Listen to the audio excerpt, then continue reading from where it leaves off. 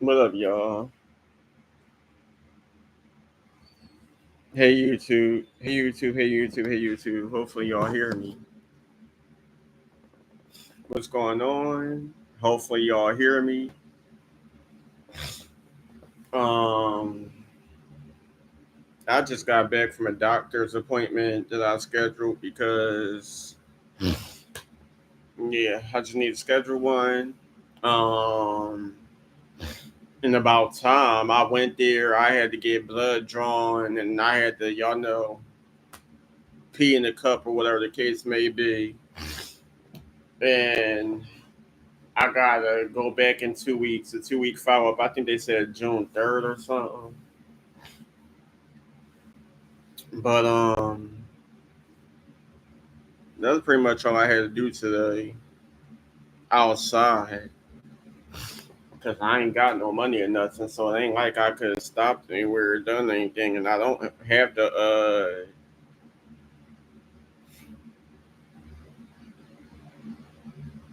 I don't have to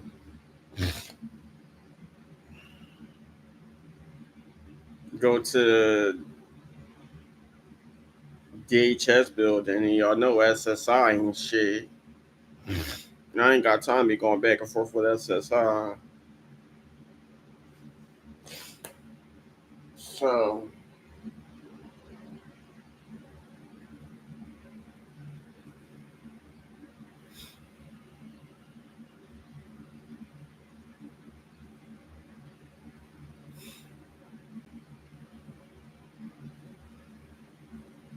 I'm trying to find other ways to get money because I feel like now that I mean it's my fourth year, it's supposed to be my final year. I don't think I think everything is handled when it comes to campus portal, meaning that you probably won't be expecting any more stipends or whatever the case may be, since this is the last, it's supposed to be the last year, the year you're supposed to graduate. So I'm guessing they stopped everything and they just waiting to see how far you gonna go when it comes to getting good grades, and if they going to withdraw you or will you make it to graduation.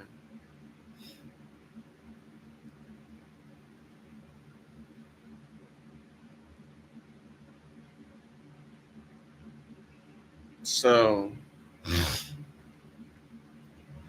I probably won't be expecting anything from Full Sail as of yet.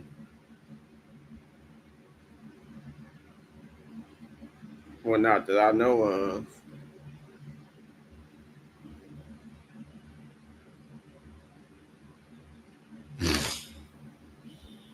because it ain't shit on campus portal.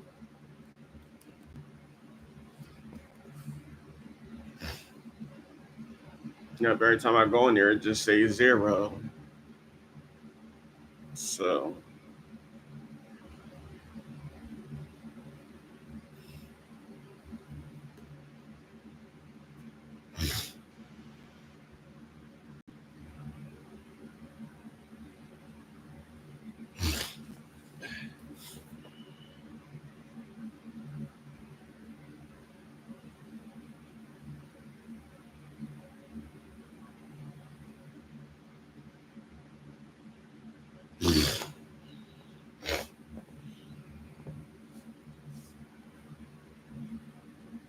I wish I had some money because I want some damn Chinese food or something.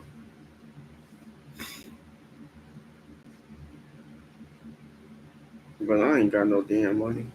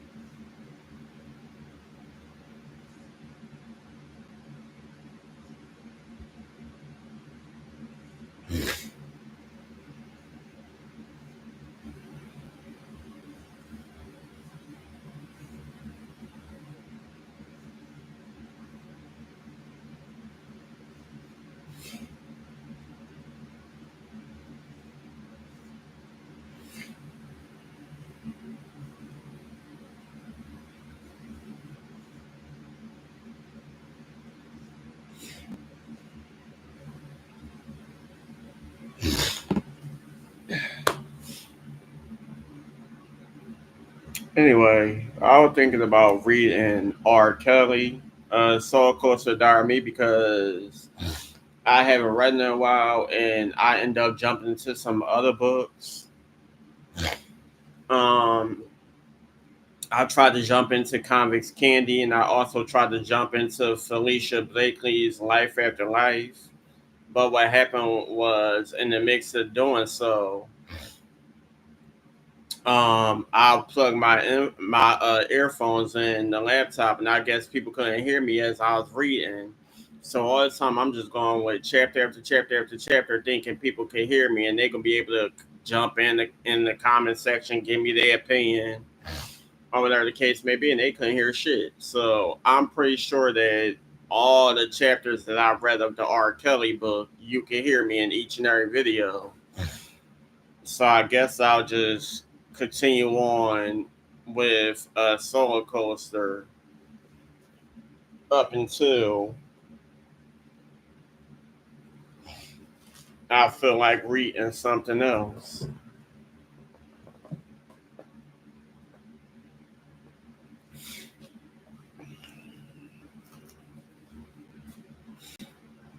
Oh shit. Maybe not because I forgot what damn chapter I was on.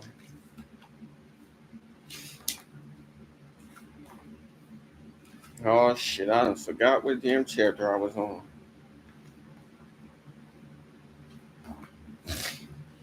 Oh, but it could be.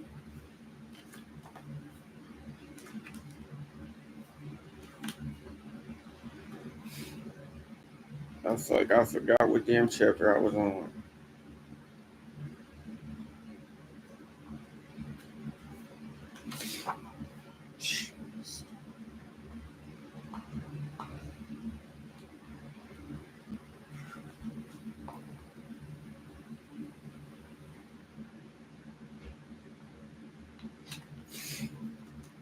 Let me see.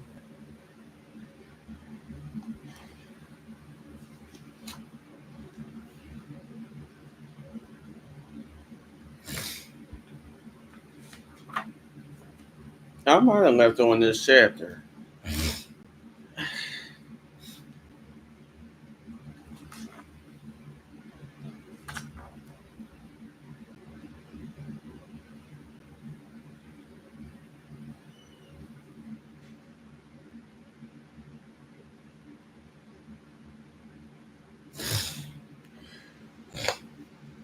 So yeah, I feel like I left out on this chapter. I'm not sure, but it seems like it just by looking at the pictures of him in the book. I'm trying to figure out what chapter I left on. It is what it is. So this chapter is called Abducted by My Gift. Sometimes I feel like I've been abducted by my gift, kidnapped and taken away to a musical place, never to be found again. Music possessed me in a way that sometimes scared me. It kept growing inside me. Everywhere I go, everywhere I turn, everything I do, the lyrics and melodies are always right there, constantly reminding me that there is no escape. Sometimes I feel like music has made love to me, and sometimes I feel like music just had sex with me. I feel I'm pregnant by music, and it is the father and mother of my child. And there will be no denying that. One day I was riding in the car with one of my homies who was a drug dealer. We had a brand new Mercedes Benz. Matter of fact, he had several nice cars. He was older than me, and I looked up to him, not because of his line of work, but because he believed in me. He always told me that I would be big and have it all. He would protect me from the gangbangers.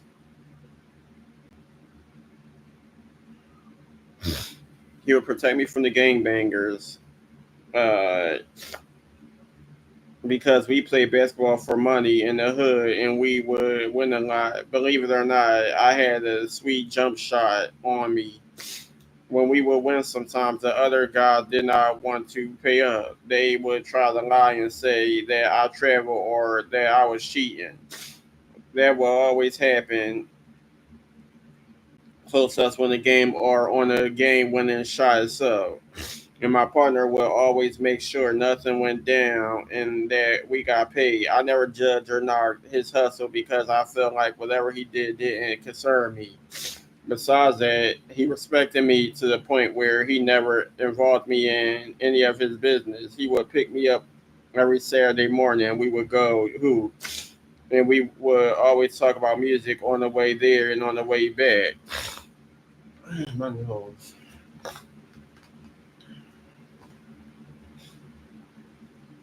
What was new and what was hot, what songs we liked and what songs we didn't. He loved music just as much as I did, except he was not musically gifted. He would always ask me to sing for some of his family members and even sometimes some of his girlfriends. The family members I was cool with singing for, but girlfriends I was not cool with because sometimes after I sing for them, I was feeling my spirit and I could also see it in their eyes that they wanted me and that would be a little uncomfortable for me. But because he was my boy, I sang. Coming from playing basketball one day, my friend took me on a drive. We were on Interstate 57, way south of the city, heading to the suburbs. He had business out there. We were going down Lincoln Highway through the village of Madison to a place called Olympia Fields where the houses were big, the lawns lush and green, the vibe classy and calm. I was about 16 or 17 years old. Suddenly I knew it was a mansion made from giant logs. It was like a log cabin that grew up to be a mansion. The house was way back behind a huge gate on the plot of land bigger than the football field. Stop, I said. I got out the car and walked up to the gate, amazed by what I saw what? At my age, if you had told me that this was heaven compared to where I lived, I would have believed it. I put my hands on the gate and just stared at the house. I never seen anything so beautiful. This is a McDonald's house, said my friend. The guy who runs a bunch of McDonald's franchises owns it. I learned much later that James Morrows, one of the first 50 owner operators of McDonald's restaurants, owned the McDonald's house. This is going to be my house one day. I said, yeah, young blood, you could have a house just like this. I looked back at him and said, no, I want to have this house. Say what? I just know I will. You're crazy, Rob. I didn't argue. I didn't have to. I knew it was going to happen. My friend started talking, but I held on to the gate and closed my eyes and began to drown him out, telling myself that when I opened my eyes, the house would be mine. And when we left back, then we left back to the hood and the hustle. Sorry, y'all. My nose is a little stuffy. Mess around with the damn fan.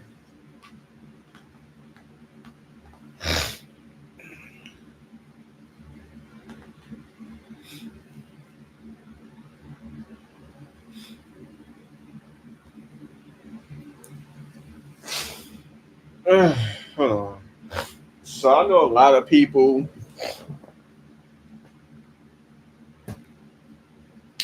Excuse me.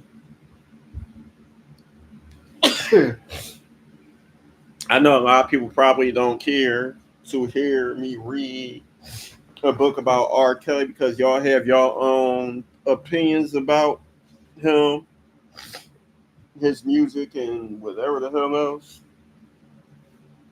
Me personally, I said this before, and I'll say it plenty of times again. What he does in his personal life ain't got nothing to do with me. There's a lot of celebrities that done some crazy shit in their personal life, and people still decide to support something about them, whether it's their music, acting, whatever. Some people might still find them attractive. Who knows? Rappers, singers, actors, actresses. A lot of people do crazy things in their damn career and in their life, and y'all still support them. Just like everybody that's still watching that Diddy trial and defending him. Uh, I grew up on R. Kelly's music. I don't listen to him all the time, but there's certain songs I might decide to play every now and then. I don't listen to all his songs. Like I said, there's certain songs that I might think about. And if I'm in the mood to listen to some R. Kelly, then so be it. I'll listen to it. I had this book before. I read it some years ago, and it just got to the point where I was just thinking about books, and this book popped up in my head. So I decided to get another copy because the other copy that I had probably got thrown away or something happened to it. I don't know, but I know for sure I owned this book before. I just don't remember fully what happened to it. It probably got thrown away or something. I don't fucking know.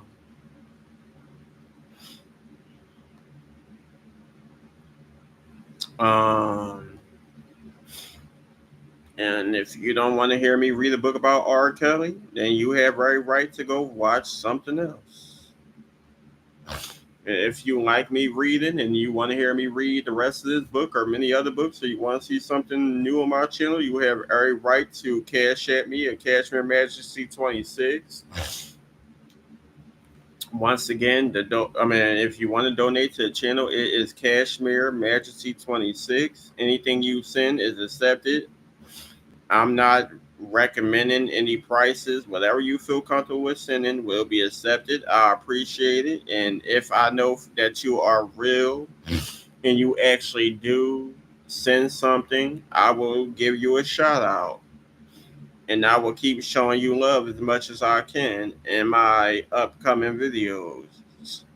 Just to let everybody know that you are the real deal and you're not just no troll lurking my page. Um, Yvette recently sent something. I still remember chocolate kisses. And I need to go back to the old videos and figure out who else donated. Somebody thought some days going to send $25, but I guess they changed their mind because they felt like I was ignoring them, or probably they was capping. I don't know.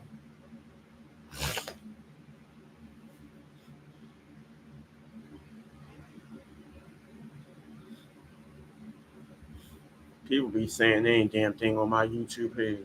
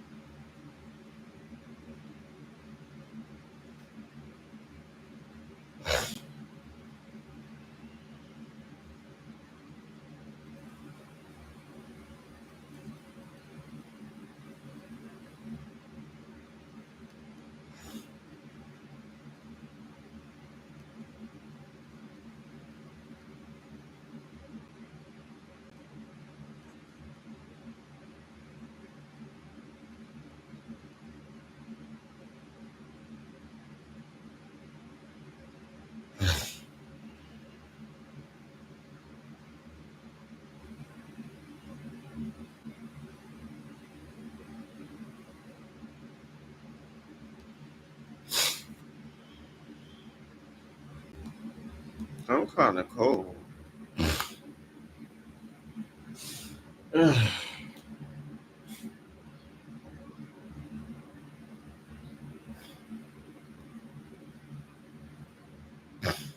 chapter is called Shooting Stars. All my life, I heard about the city of Los Angeles in all of its glory, from music stars to movie stars. It was the land of fortune and fame. Although the stories I had heard about it seemed like a book of fairy tales, I wanted and had to have my name written into the story. I knew LA was a step in the right direction. I had been hearing about it as long as I could remember. Miss McGlynn always talked about LA and big time producers like Quincy Jones. There was a producer who was making a name for himself in Chicago who asked me if I wanted to go to LA. He had put together a 5 member group that needed a lead singer. I auditioned and got the gig. It was 1984, and 5 member groups like New Edition were hot. Cool and Nail was the number one R&B song in the country. Can you write songs as good as that? Asked the producer. I cannot say, and I did. I wrote 4 killer songs for the group. Another writer named Chucky Booker had also written a bunch of tunes for us to sing. We flew to LA. In Chicago, it was winter. In LA, it was summer. LA was all sunshine and palm trees. We stayed in a little apartment where we slept on the floor, but who cared? I was an LA baby. I was on my way. The producer told us he locked up a deal for us at A&M Records, same label where Quincy Jones himself produced all of the funky hits for the Brothers Johnson. Right now, the label is listening to everything we've written. They're deciding which songs should go in the record.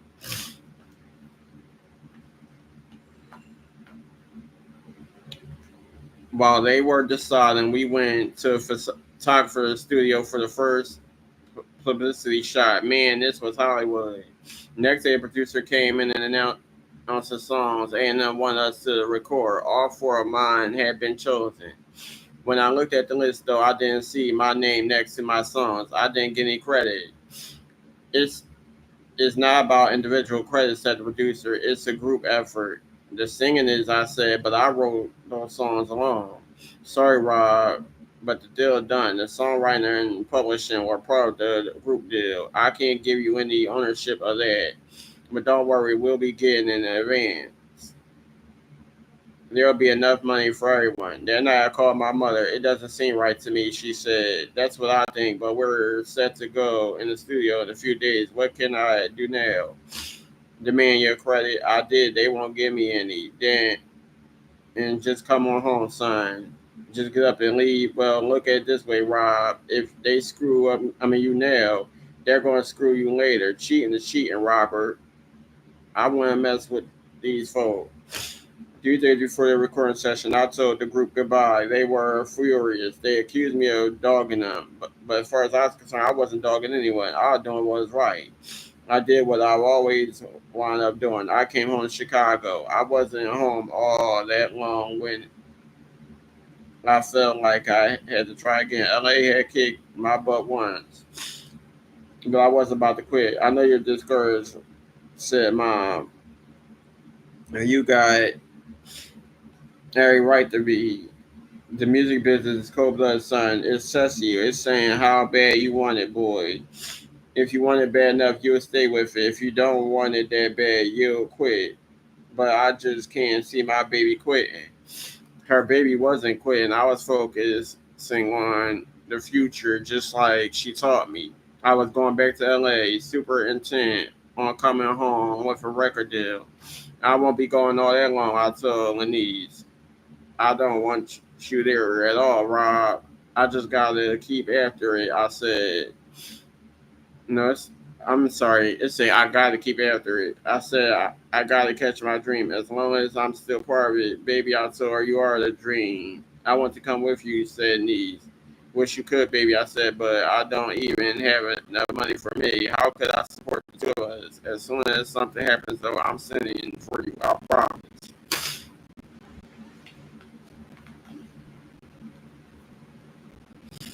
All right. So that pretty much was that. I'll read some more chapters in the future. No one came in the live and chatted with me.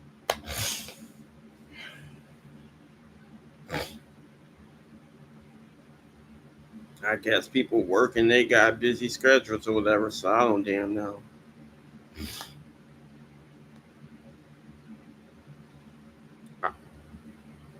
Talk to y'all later.